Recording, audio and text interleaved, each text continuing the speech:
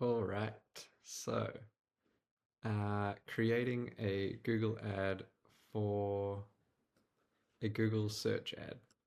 So, when you go to ads.google.com, it'll take you to this home page, and then you're going to click up here to create a new campaign. So, go ahead and click on campaign. And for this, we want to drive people to the shop, local shop visits, and promotions. Now, if you click this, you can only have a Performance Max campaign, which we will set up alongside the search campaign. So actually, we're not going to click this one, and we are going to click Drive Sales Online in app, by phone, or in the store. So in the store is what we're aiming for with this campaign. And now the Performance Max campaign is going to sit further towards the top of the funnel. So because that displays on places like YouTube and Gmail and other places around Google's suite of services, people aren't necessarily going to be searching for a restaurant or somewhere to eat when the PMax or the Performance Max campaign shows. But with the search ads, people are going to be searching for somewhere to eat. So they already have intent to eat somewhere, and that's where we're going to put your restaurant or the client's restaurant in front of them. So this is more of a bottom level or bottom of the funnel campaign. And to do this, so we are going to remove the contacts goal because we're not wanting to acquire leads. We're wanting to drive people to the store. So remove contacts. Phone call leads. So if the restaurant takes reservations, then sure, leave this one up. Request quotes, remove. And then we're going to add a goal and get directions. So when people use Google Maps to get directions. And then, yeah, that is it for now.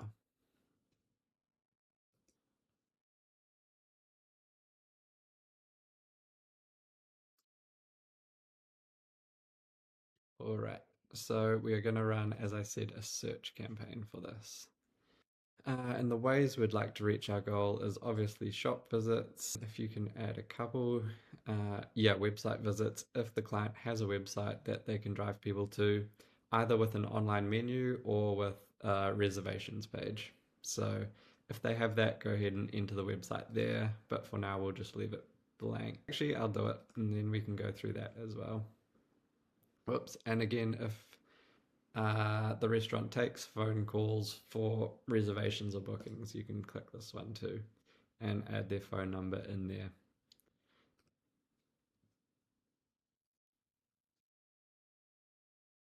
And then we're just going to title the campaign.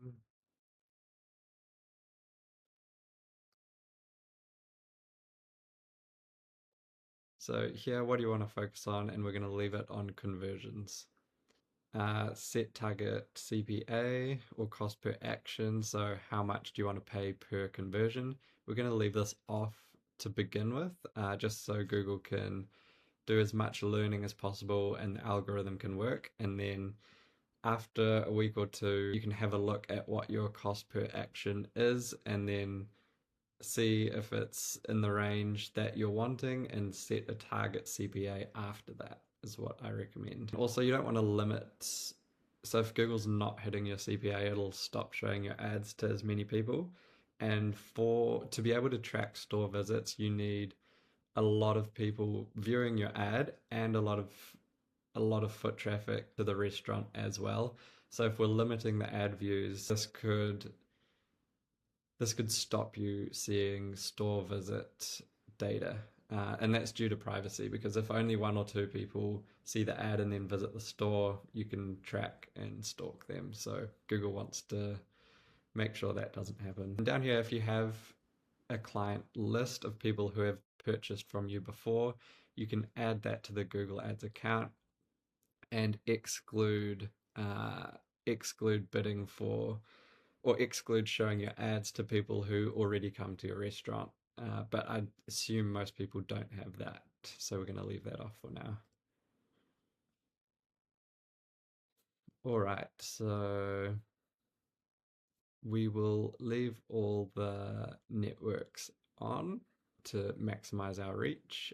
As I said before, you want as many people seeing your ads so Google can track the store visits. And this client of mine is in New Zealand, so I'm just going to keep it all nice and tight for this example. But what you would do with the client setups is you'd go enter another location and you'd click advanced search, and here you'll do a radius around the location of the restaurant. They'll specify in their doc how many miles radius that they want to target, but for this one I'll just do 5 miles around my hometown. And this is also where Josiah and Brett live too, by the way, if you're interested. So we will include that. And then if people travel into your town to eat, for example, with us, a lot of people travel into Tauranga for work. So if we're running these ads during weekdays, I would also target over here and probably over here. Yeah, you can enter a name to help you remember this pin drop. So I'm going to put Tauranga 5 miles. Cool. Save. So that is where your Google Ads will target people. And then down here, I would recommend clicking down to this one, people in or regularly in your included locations. Languages, we're just going to leave it on English.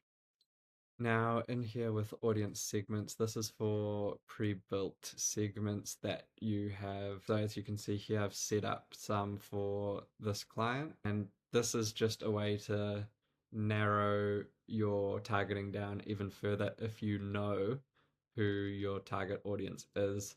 If you don't, you can just leave this blank, or you can create a new segment as well with the information that the client's given you in their document. And then yeah, again, you can choose to narrow it down to only reach these people, or you can not narrow the reach of your campaign, but adjust the bid to place more emphasis on people within the segment that you. Keywords, again, if the client has any data on their keywords, they will put that in the doc, and I'll put that in their doc as well during the setup process if I can find any. But if not, yeah, I would recommend building a list of at least 50 keywords, adding that to the campaign and turning this off. But if you are stuck, you can use broad match keywords for your entire campaign and just enter a few keywords that people are looking for when they're hungry and they want lunch, dinner, whatever the client offers. And the more specific, the better. So if they're a Japanese restaurant, you might want to put in Japanese food, Japanese restaurant, ramen, nemi, sushi. The more specific, the better. And then also, I would recommend in a week or two, once you've got some data about so back on the homepage, which we saw at the start, you'll be able to scroll down to keywords and you'll be able to see which search terms your ad has showed up for. And you might be showing up for some completely left field searches, and you'll want to just add those to the negative keywords list so that you stop showing up for those searches which are not related to food or restaurants. Yes, I'll just tick off use keyword match types. Now, if they have a good range of assets, I'd recommend toggling this off as well, so you only use the assets that the client has provided. They'll just keep everything nice and tight and give you more control over what's put out there. If you turn this on, it can take assets from your website, from social media sites of yours as well, and use them. So only use that if they haven't given you enough or good enough assets. Then down in more settings, we do want to, so you can set an end date if you want. I'd leave that on optimizing for best performing ads. Ad schedule. So you want to change this to the days, obviously, that the restaurant is open. You don't want to be trying to get people in the store when the restaurant is closed. So let's say this client is only open Mondays to Friday, and then also the times that they're open. So if they open at what, 11 a.m. for lunch, I just set it 15 minutes before they open. So if people are searching in that time frame, they can see that this restaurant opens soon, and they close, let's say, at 11 p.m. So that is 2300. But we don't want people walking in the door as they're about to close. So 45 minutes before the restaurant closes, we're going to shut off these ads.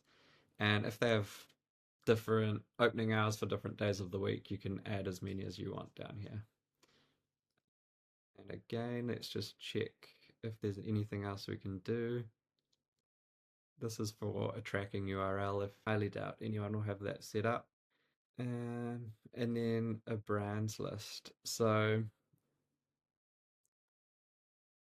okay, you can set this up in your account settings, and you can sort of use this to target if people are searching for related products or services. So maybe a competitor's restaurant in your area, and you can add that to the brands list. And you can also add to an exclusions list. So when people search and mention a brand in their search, you can exclude your ad from showing up. So keyword and asset generation.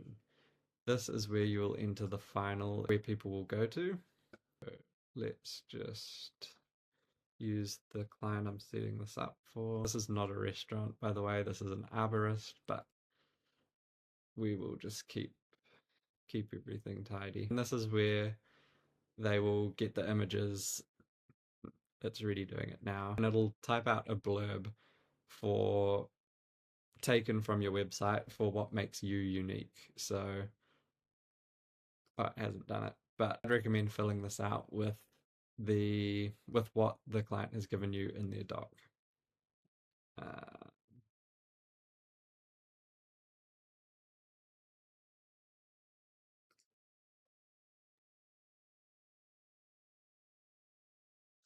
Again, we're going to enter that URL and the products or services. So here is where you would write. We'll stick with the Japanese example: sushi, ramen, Japanese food, and you'd get about 5 to 10. Yeah, 5 should be enough products to advertise. Or if the restaurant has live music, for example, you could add that in here as well. And then here is where you'll type the keywords or key phrase list. And with this, I'd recommend putting everything, I think it's in, yeah, these quote marks, and that makes it a phrase match keyword instead of broad match, which will just help you have a bit more control of where your ads show up.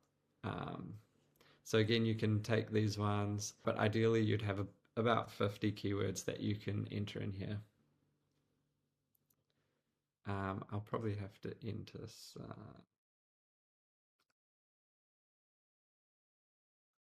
so yeah, it's taken the ones I added up here and given them as suggestions for me. But again, you'll want to put them in, I think it's quote marks. It might also just be like that. But yeah, I'll double check for you. And you can also just type out all your keywords, put it into ChatGPT, ask it to add quote marks around them all instead of doing it all manually as well. So we'll leave them there. And here again, you're going to have to enter in the URL.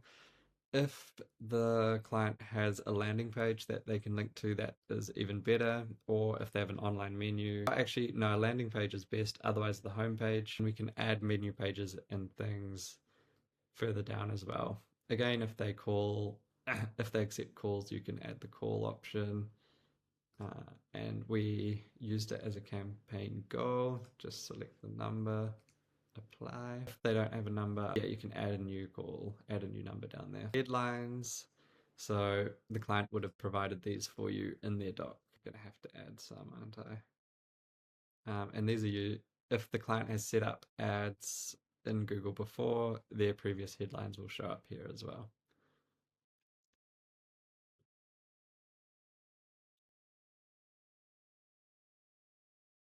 At least 3 are required.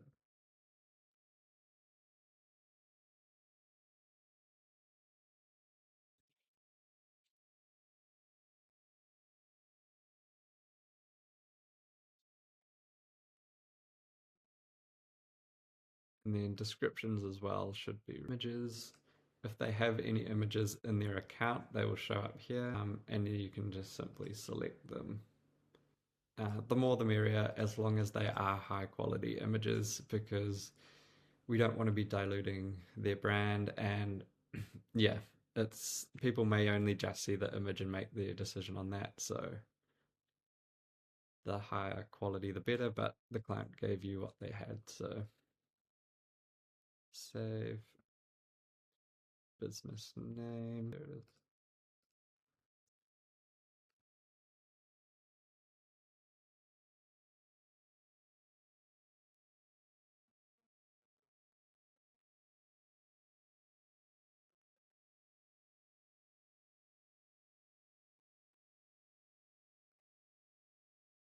Business logo. This will pull it from your website if it can. Site links. So here, there are two account level site links. So for my client, he wants quotes and he also wants people to learn more about his website. So if your client has account level site links that you do not want, you'll have to go back to the account homepage and remove them from there. But here's where you would add.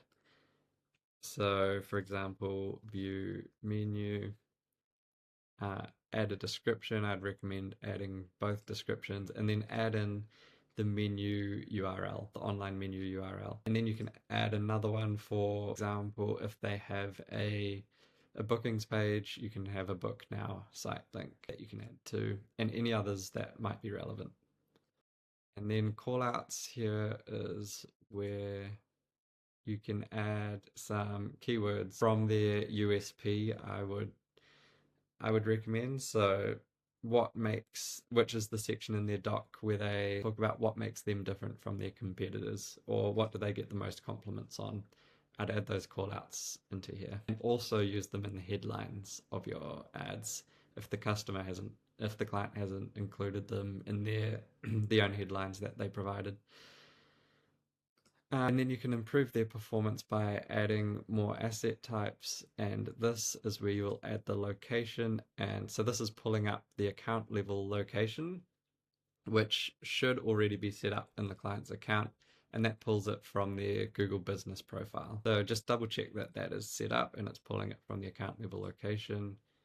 I think if the client um, beats their competitors on price, you could add prices in as well if you want, or if they have promotions running, add that in here too. As well, if they have an app, you can add that in there. And that is it. We are done.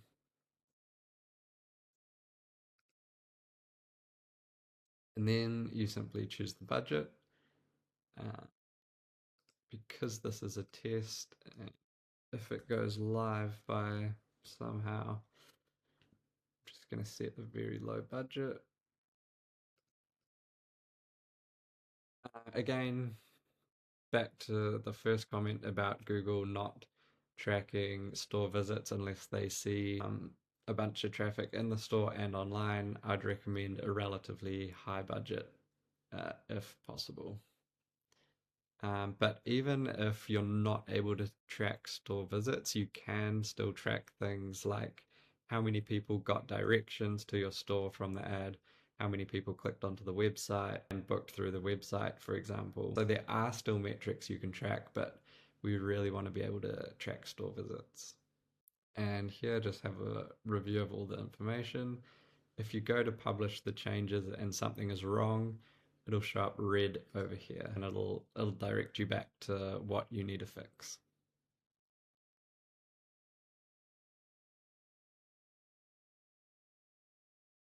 Here we go. So when the ad starts running, you'll see the conversions here. And you can also optimize these to show whatever conversion you want.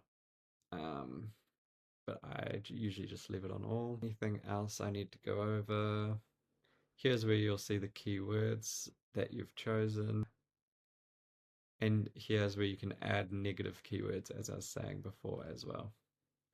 Yeah, that's it.